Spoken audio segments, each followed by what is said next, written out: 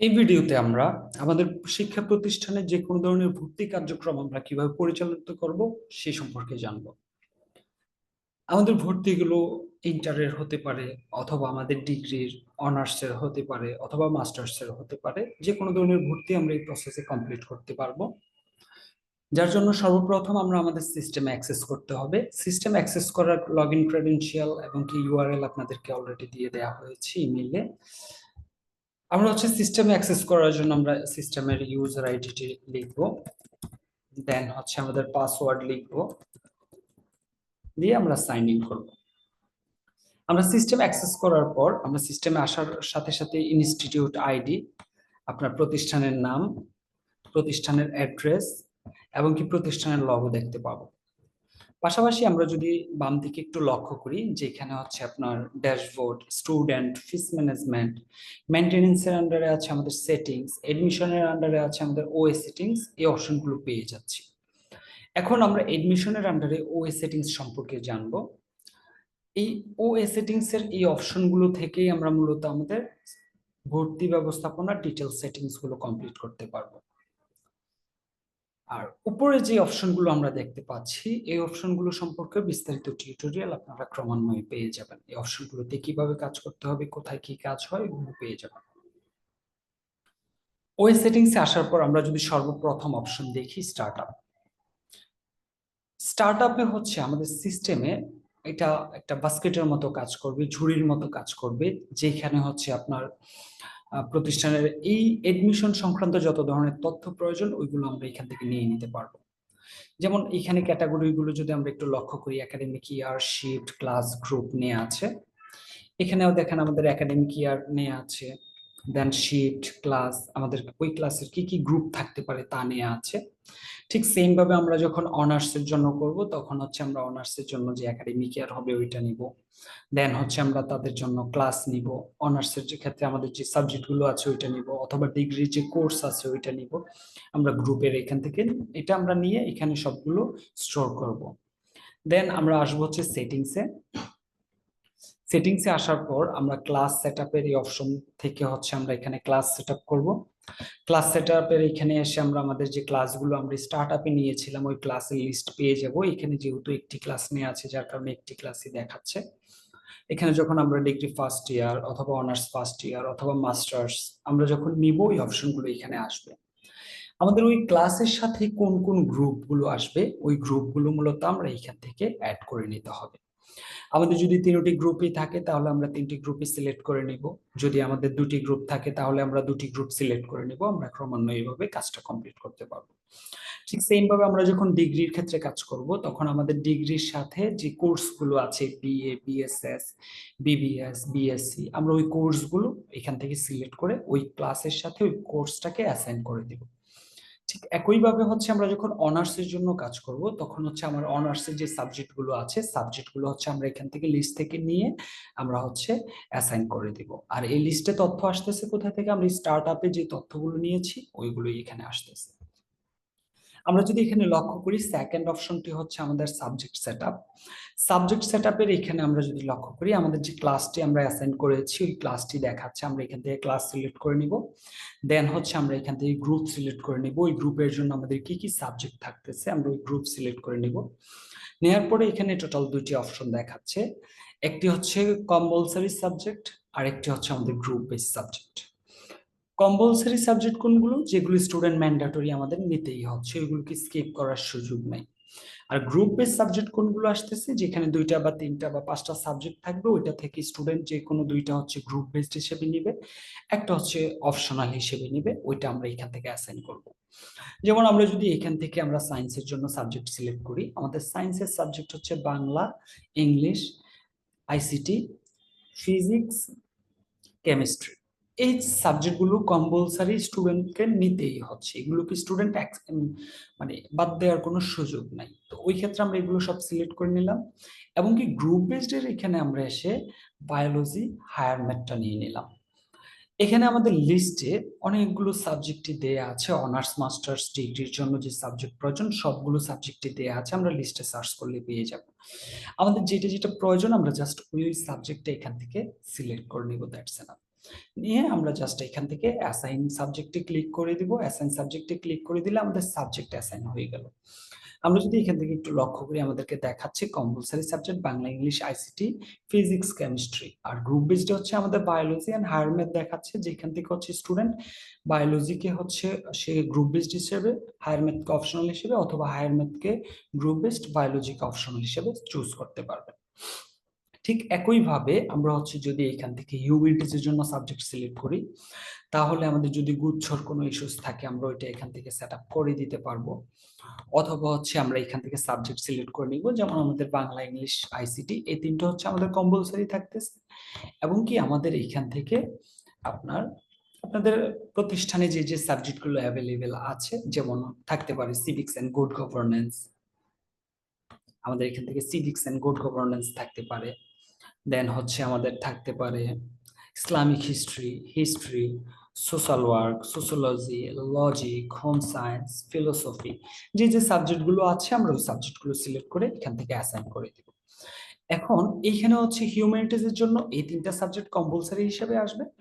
এবং কি এই যে এখানে সাবজেক্টগুলো আছে, স্টুডেন্টরা এই সাবজেক্টগুলো থেকে যে কোনো তিনটা সাবজেক্ট সে গ্রুপ বেসড হিসেবে চুজ করে নিতে পারবে, এবং কি যে কোনো একটা সাবজেক্টকে সে হচ্ছে অপশনাল হিসেবে চুজ করে নিতে পারবে।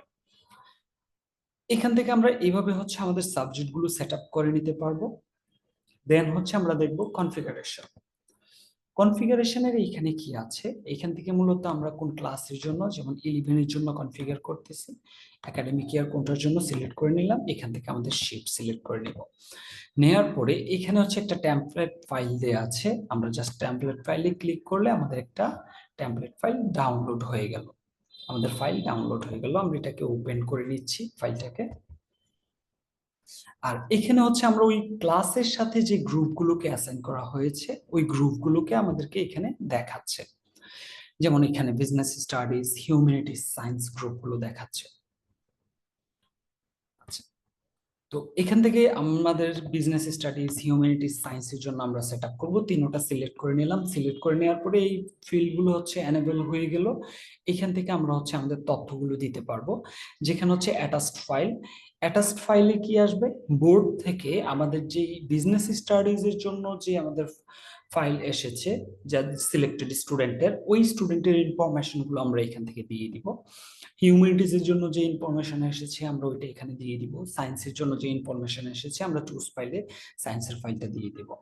আমরা এই বোর্ড থেকে মূলত পাবো পিডিএফ ফাইল। পিডিএফটাকে হচ্ছে আমরা অনলাইনে কনভার্ট করে নিতে পারবো। পিডিএফ টু এক্সেল লিখে আমরা যদি সার্চ করি গুগলে, আমরা এখান থেকে অনেকগুলো অপশন পেয়ে যাব। এখানে যে কোনো একটা অপশনে গিয়ে আমরা জাস্ট হচ্ছে কনভার্টে ক্লিক করে আমরা এখানে সিলেক্ট পিডিএফ, আমরা পিডিএফ ফাইলটাকে সিলেক্ট করে দিয়ে কনভার্ট করে দিলেই আমাদের এটা এক্সেলে কনভার্ট হয়ে ডাউনলোড হয়ে যাবে।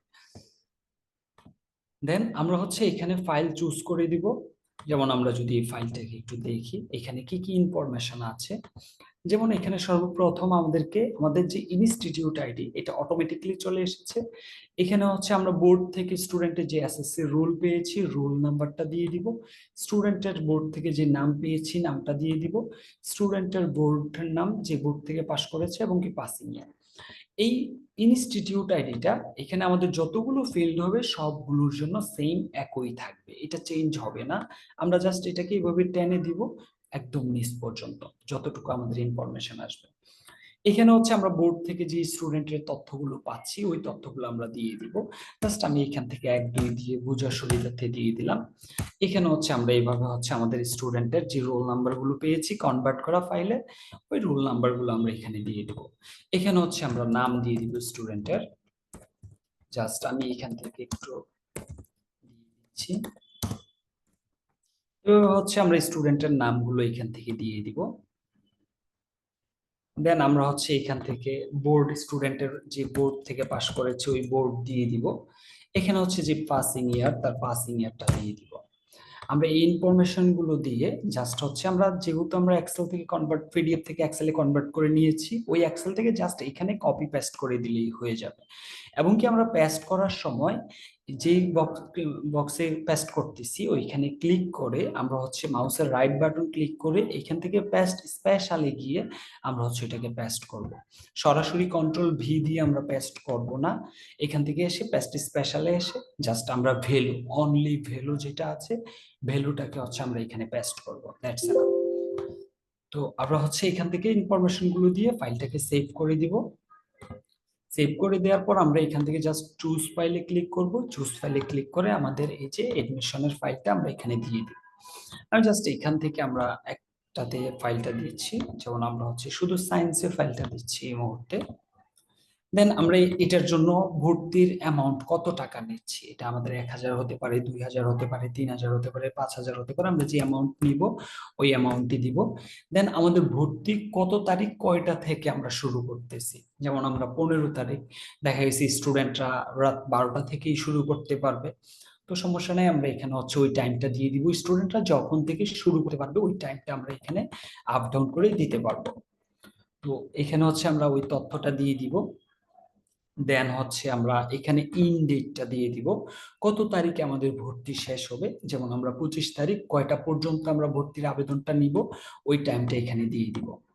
দেন আমরা নেক্সট ফিল্ড যদি দেখি, এই যে সায়েন্স গ্রুপের জন্য আমাদের রুল কত থেকে সিস্টেম জেনারেট করা শুরু করবে, এখানে হচ্ছে আমরা ওই রুলটা দিয়ে দিব। যেমন আমাদের সিস্টেমকে বলে দিলাম যে 1001 থেকে রুল জেনারেট করবে, এখানে 1001 দিলে সিস্টেম 1001 থেকে রুল জেনারেট করা শুরু করবে, অথবা আমরা 1 থেকে দিতে পারি, অথবা 501 থেকে দিতে পারি। এটা আমাদের প্রতিষ্ঠানে আমরা যে রুল থেকে দিতে চাচ্ছি ওই রুলটা আমরা এখানে দিয়ে দিব।